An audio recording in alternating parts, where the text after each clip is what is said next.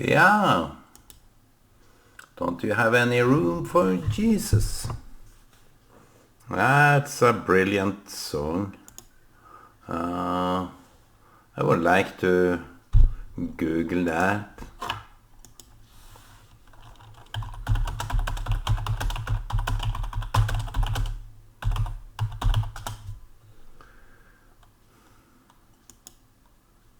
It's this, I think.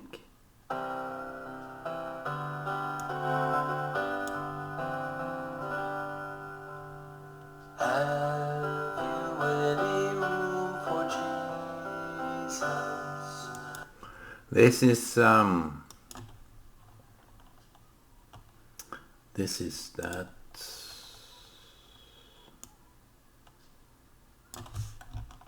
I can call the video this. Have you any room for Jesus? I think that is when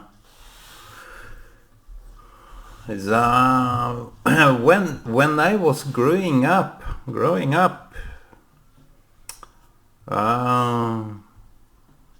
my infancy, my childhood, it was all about Jesus is in your heart, God is in your heart, and that came out in many ways very odd and funny, but it was this, instead of saying love, I think the generation that was back there in the 50s, when I was born, had a hard time talking about love, because love was a toxicated word for them. Today it's even more toxicated. Love is in the air and love is all over, and I think people may use it as they want, but it has some clear sense. When you have something in your heart, it's all about love. And they asked me, the boys in the street, they asked me, how can God move into your heart? If God is everywhere, how can he move into your heart? It's this contradictory statement, and I agree. Only a secular atheist, a leftist, would ask such a question. And here it goes. They are the smartest in the world in their own eyes. They have the brightest brains. They come up with the brightest questions in order to make a mockery out of the believers in Christ. Don't mind everything else, but this is how they mocked us into smithereen. And we were ashamed that we used those words, and we couldn't really explain without using the word love.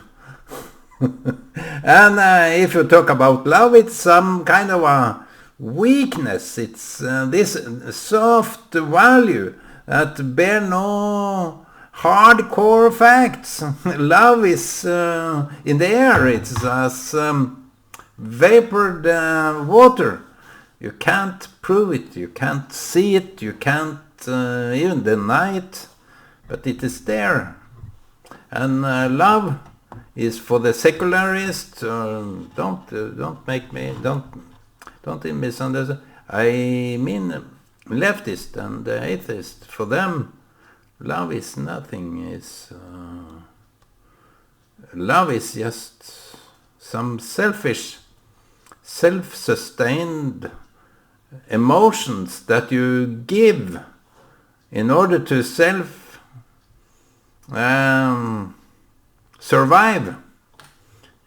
You need love you need to give love in order to survive. That's their notion of what love really is. They have no deeper sense of what love is. I don't want to make a mockery of them. But this, have you any room for Jesus? Or we can say, better said, Messiah.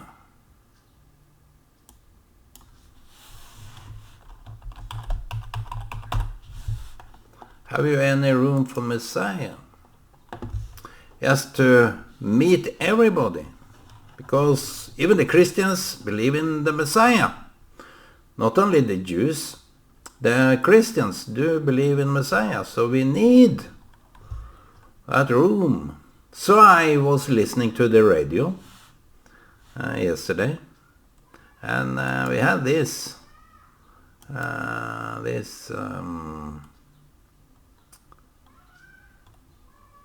I taped it on this mini disc.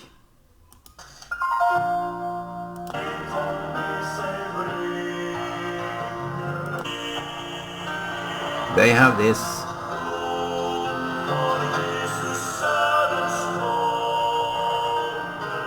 You can listen.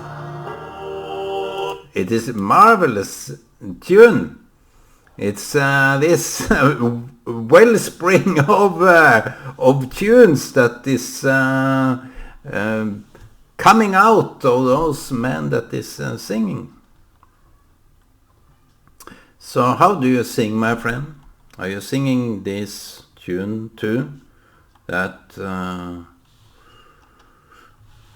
the room, the space you have for a Messiah will be in you a wellspring of life, of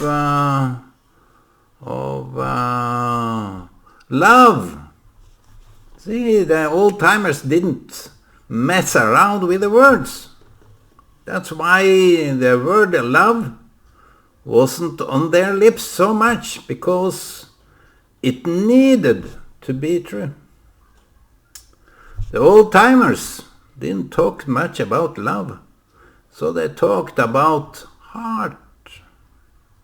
And what is close to your heart is what you love. That's just like that. The old-timers, they didn't mess around with words. They were talking about, if you were to say something, it should be factual, it should be truth.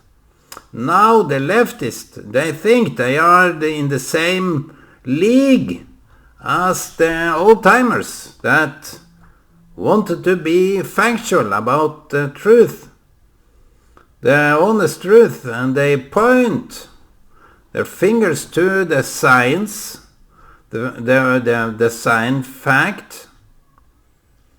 I kind of laugh at that, because there is no room for that love. You see, fact, you have to love fact. In the Bible it is written, those that love the truth. You can also put in and add words in the Bible, if you dare. You can say, I love facts. What you can be sure. You can have fact as a space in your heart, as beside the truth. We have to talk factual about things we are undergoing. And I have this experience that words may be the Messiah itself. The language we all have is just different versions of the same Messiah. As long as you love the words, because the words say the truth. And what better example can Messiah be compared with? And the words. So it's written in the John wrote In the beginning was the Word. What better example to come up with the Messiah that is in your heart and also on your lips. Your lips shouldn't be tampered with. Your speech, your talk, your words should be truth. That's why people can't be trusted, because they have no space for truth. As long as people react badly to your truth, it's their problem. It's their destiny, so to say, if they can't handle what you are saying. I have been so scared of saying the truth because I foresee what kind of an impact that have on people. The honest truth shouldn't be all that hard, but people react to truth. That's why we make up images of truth, just in order to please people around so they don't react. That's why we avoid to talk the truth, because we otherwise will lose friends, lose opportunities, lose engagements, lose everything. So what do you have when you don't have those things?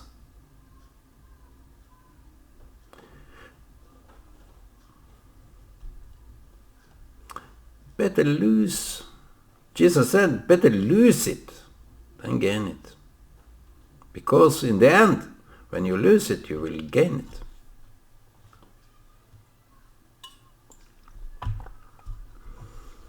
So why not just talk truth? Jesus pinpointed a man that there you said the truth. Or a man said to Jesus, and there you said the truth. Because it was the truth. Have you any room for Messiah, my friend? The Messiah is enigmatic, but it is very clear at the same time. It is the truth. And language, both, you can use the language to lie, and you will feel bad about it. That bad feeling. Maybe you succeed in cheating people. Maybe you succeed in betrayal, or accusing someone else. That's gross. In my opinion, that is gross when you are a coward and can't take the truth in your mouth. That is cowardly. And to go to the fact of the matter, everyone knows the truth. Everyone knows, because the time it takes from not knowing to knowing, it takes a short time. Now we wonder, what did he really say? What did he really mean? But in short time, we will know. Ask and you will be given, answered. That is the language which the Hebrew language is all about. When you ask, you will be answered. The Hebrew language is more of the Messiah, the true Messiah. And I wonder how Christians can avoid knowing that kind of a fact, that the true Messiah is within the Hebrew words. because the words in Hebrew do the explanation, do the education of what it's all about. In Norwegian, we have these ideas, what the word means. But in the Hebrew language, you have the explanation of what it really is. Because it is the stem of all languages. The root of all languages is the Hebrew root, and it's cracked up. And you will never get to, you have to go underground, you have to die in order to see the root system of the Hebrew word. Enough kidding, but it is really there. And to understand, you need to go to the root. Underneath it all is this system that explains every word you say is this kind of explanation of what the really fact is. So the Messiah is the explanation. So do we have room for that? Do we have room for the truth in our heart? The truth. The Messiah is very closely linked to the truth. Love as well. The love. The truth and love. So you need some kind of exemplary examples of how to explain what the Messiah is. You have him in your heart. That is the example, because the truth can't be outside the heart, and the love can't be associated without the heart. So how come people get lost in this? Now, love is more or less misused word, and the old-timers would scratch their head over how the language has been spoilt, how the language have been misused for so long time, that ever since they put themselves to the ground, they saw the root. But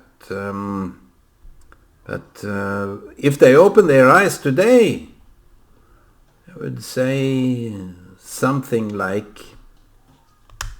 why can't you just keep to the facts, keep to the truth? You have gone astray, you are lost. Because where your heart is where you come from, is where your love is. Even though you were born by parents that didn't love you, you feel even at home there. In order to mend, in order to erect what was fallen, you will become the Messiah yourself, because you have the love. You can become a Messiah because of your love to where you are coming from. Some people went far away, like my parents. They went far away. And I have a little story to that. Because they went far away, and that was my mother's calling for the Sudanese people in Kenya, Luo. And she went far away. And when she came back home, she was digging in the soil and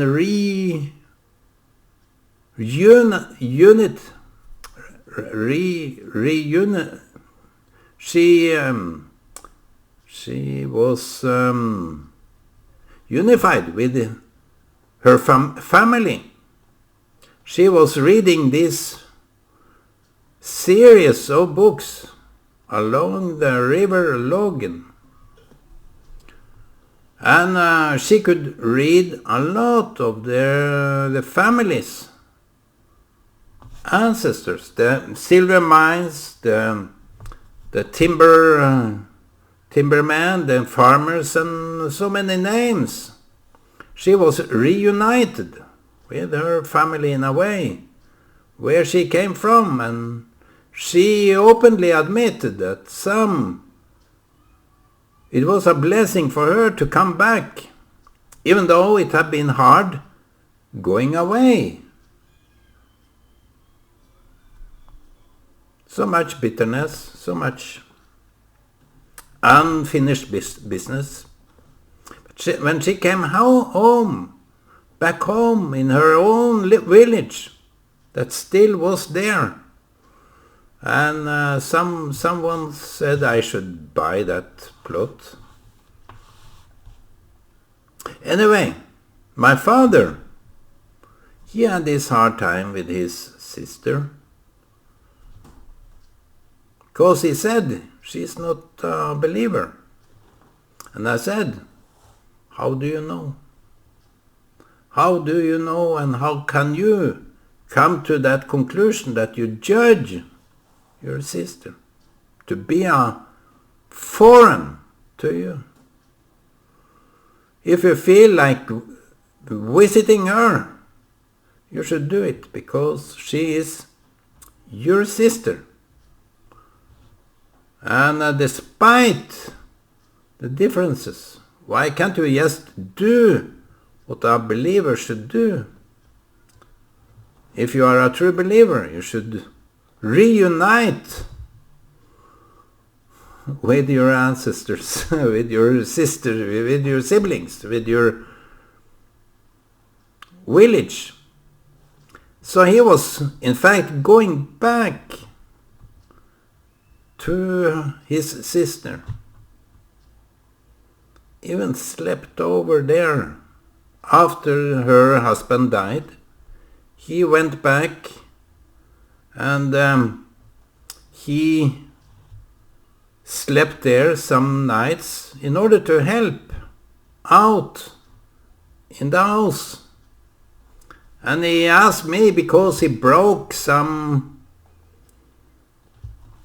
equipment there, a certain basin, and he asked me, who is to pay for this basin that I broke, because I was helping her, and she shouldn't blame me. I was trying to help, so I wanted to help, so I came here all the way, but I broke the basin.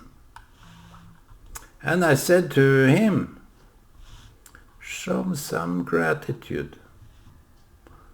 Show what your really heart is all about, and you know what to do. So he paid for the basin.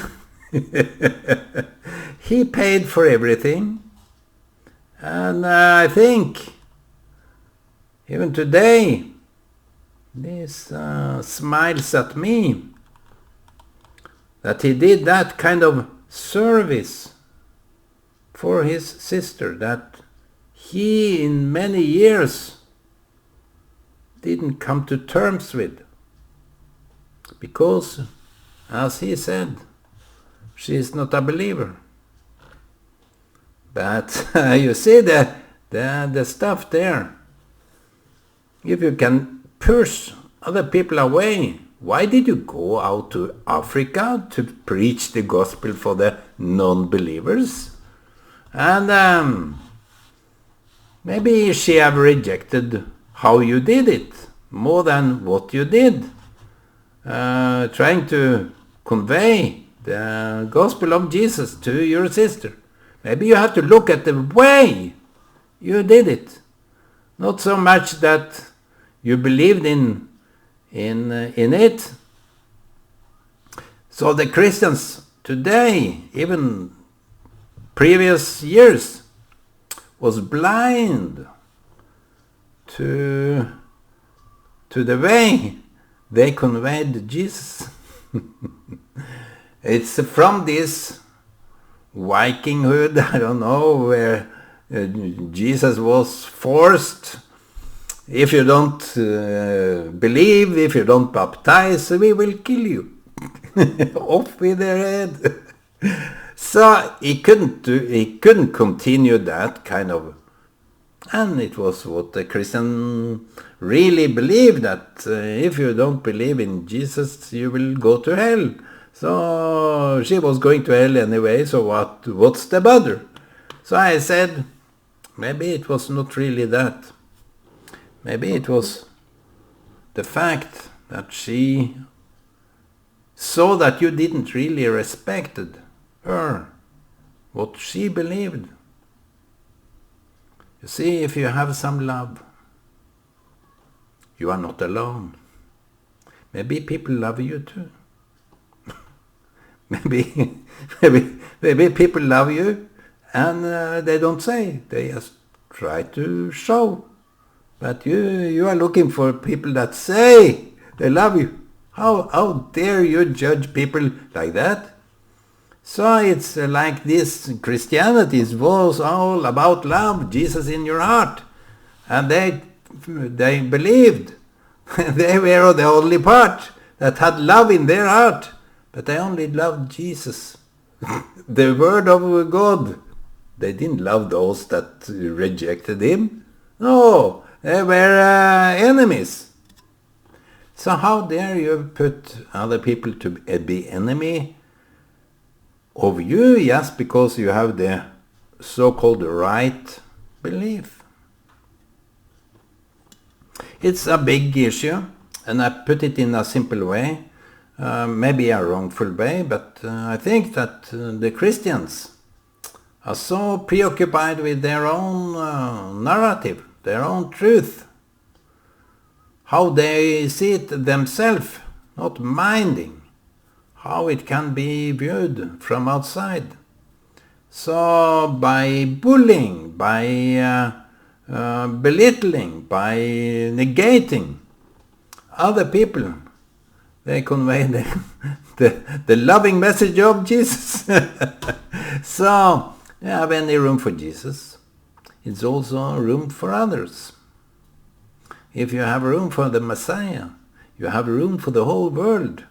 You should more be into accepting that people are different, that people are different kind of love, different kind of values.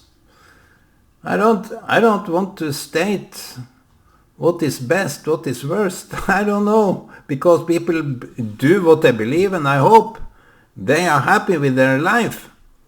But the Messiah is the love of the truth. The love of the truth in your heart. And you are a truth speaker, truth bearer, truth sayer. So everything that is true will have so big impact that it will be materialized there. So, my friends, keep those words in your heart. Love them. and believe whatever you believe. And be well. Be in peace. Peace.